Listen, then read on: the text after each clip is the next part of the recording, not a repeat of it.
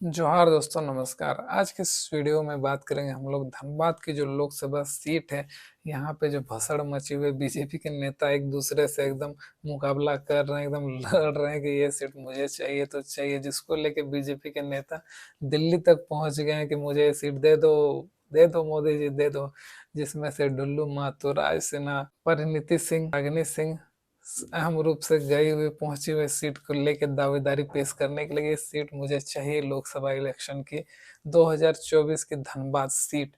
तो दोस्तों, क्या है पूरा मामला और इस सीट के बारे में एकदम विस्तार से बात करने वाले हैं, और क्यों ये सीट होल्ड पे रखी गई बीजेपी के द्वारा, इसका उम्मीदवार की भी घोषणा नहीं की, सब पे एकदम अच्छे से बात करेंगे। कहीं मत जाइएगा, वीडियो पे बने रहे। नेताओं ने दिल्ली में डेरा डाल रखा है। इनमें धनबाद के विधायक राज सिन्हा, बागमारा के विधायक ढुल्लू महतो के साथ संजीव सिंह की पत्नी रागिनी सिंह भी शामिल हैं। वहीं केंद्रीय ग्रामीण विकास मंत्रालय के प्रधान सचिव शैलेश कुमार सिंह की पत्नी परिणीता सिंह भी। तो दोस्तों, सबसे पहले हम लोग बात करते हैं कि बीजेपी के द्वारा कैंडिडेट की जो लिस्ट निकाली गई थी, जिसमें 14 में से 11 सीटों पे कैंडिडेट की घोषणा कर दी गई थी, और जिसमें मुख्यतः गिरिडीह, धनबाद और चतरा की सीटों पे नामांकन जो है किसका निकल के आता उम्मीदवार के, ये नहीं दिया गया था बीजेपी के द्वारा। जिसमें से मुख्यतः गिरिडीह की सीट जो है एसयू से गठबंधन है तो उसको दे दिया गया। लेकिन जो चतरा और जो धनबाद की जो सीटें हैं, इस पे जो है कैंडिडेट का नाम बीजेपी की ओर से नहीं दिया गया। तो इसमें अब जो है सेकंड जो लिस्ट निकलेगी वो 8 मार्च के बाद ही निकलने वाली है, जिसमें पता चल जाएगा कि ये सीट किसको मिलने वाली है। लेकिन इससे पहले सारे जन जो है बेताब हो चुके हैं कि ये सीट मुझे चाहिए, बीजेपी के नेता, जिसमें ढुल्लू महतो से लेकर सबको अभी दिल्ली पहुंचे हुए हैं सीट को लेके। तो दोस्तों, सबसे पहले हम लोग बात करते हैं धनबाद लोकसभा सीट के अंदर 6 टोटल विधानसभा आती है, जिसमें से बोकारो, चंदन, क्यारी, झरिया, धनबाद, सिंदरी और निरसा आते हैं। तो दोस्तों, अब हम लोग बात करते हैं कि करंट में यहाँ पे कौन है सांसद। तो दोस्तों, धनबाद में अभी जो है सांसद है वो है पीएन सिंह, जो कि 2009, 2014 और 2019 का इलेक्शन जीते हुए थे। लेकिन इस बार जो कैंडिडेट की लिस्ट निकली है उनमें पीएन सिंह का नाम मौजूद नहीं है, क्योंकि यहाँ पे क्यास लगाया जा रहा है, चूंकि पीएन सिंह बहुत ही वृद्ध हो चुके हैं।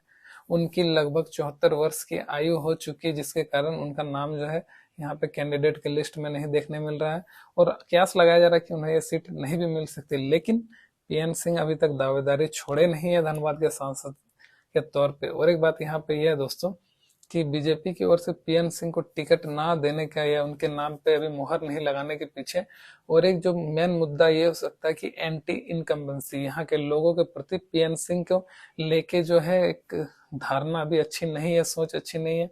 क्योंकि यहाँ के आदमी को यहाँ पे तकलीफ हुआ कि धनबाद में जो कि पहले प्रायोजित तौर पे दिया जाना था एम्स और एयरपोर्ट, वो पीएन सिंह के रहते हुए यहाँ से ट्रांसफर हो गया, और यहाँ से जो है एम्स और एयरपोर्ट जो है देवघर पहुंच गया। और यहाँ के लोगों को इस चीज का उनसे अच्छे खासा गुस्सा भी है, नाराज भी है। अब दोस्तों, तब हम लोग बात करते हैं अच्छे से विस्तार पूर्वक कि यहाँ पे दावेदारी जो पेश करने जो दिल्ली गए हुए यहाँ के जो है नेतागण, उनके बारे में एक एक करके डिटेल में थोड़ा बात करने की कोशिश करते हैं और समझने की कोशिश करेंगे कि ये सीट जो है किसको मिल सकती है। तो दोस्तों, सबसे पहले दोस्तों हम लोग बात करते हैं बागमारा विधायक ढुल्लू महतो के बारे में।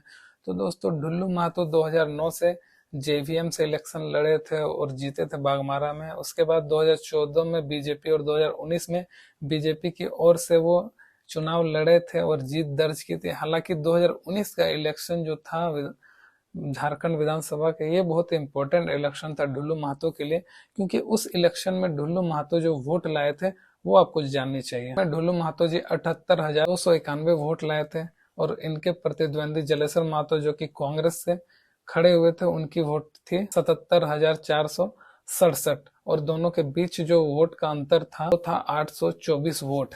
जिसमें से बात ये निकल के आई थी दोस्तों कि यहाँ पे वोट की धांधली हुई थी, और जो जीत का पक्ष था ये जलेश्वर महतो की ओर हुआ था।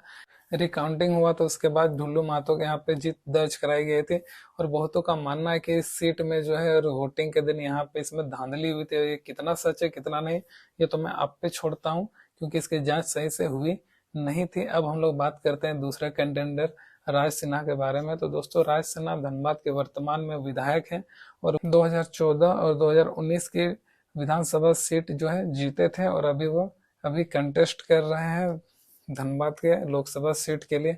अब जो है तीसरी जो है यहाँ पे दावेदारी पेश करने के लिए आई हुई है, दिल्ली गई हुई है, उनका नाम है रागिनी सिंह, जो कि पूर्व धनबाद के मेयर संजीव सिंह की पत्नी रही है। और जो चौथी जो कंटेंडर है, दावेदार है, इनका बारे में आपको बताना चाह रहा हूँ। केंद्रीय ग्रामीण विकास मंत्रालय के प्रधान सचिव IAS शैलेंद्र कुमार सिंह की पत्नी परिणीति सिंह है।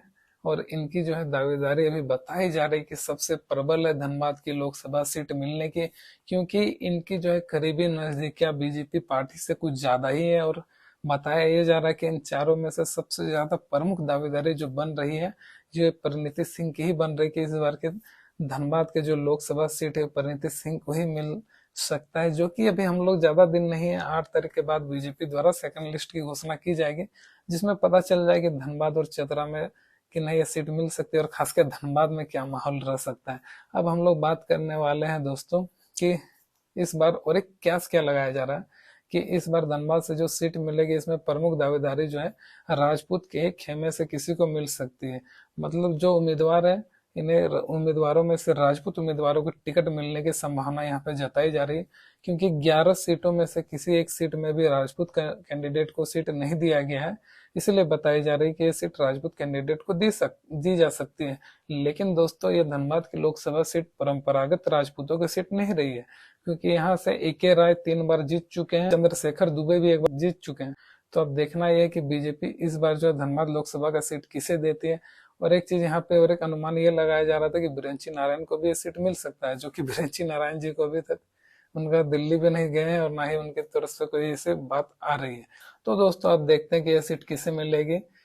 अब ये तो 8 तारीख के बाद ही पता चलेगा, उसके बाद डिटेल में एनालिसिस करेंगे उम्मीदवार के बारे में कि कैसा उनका बैकग्राउंड है, क्या है। तब तक वेट करते हैं। जय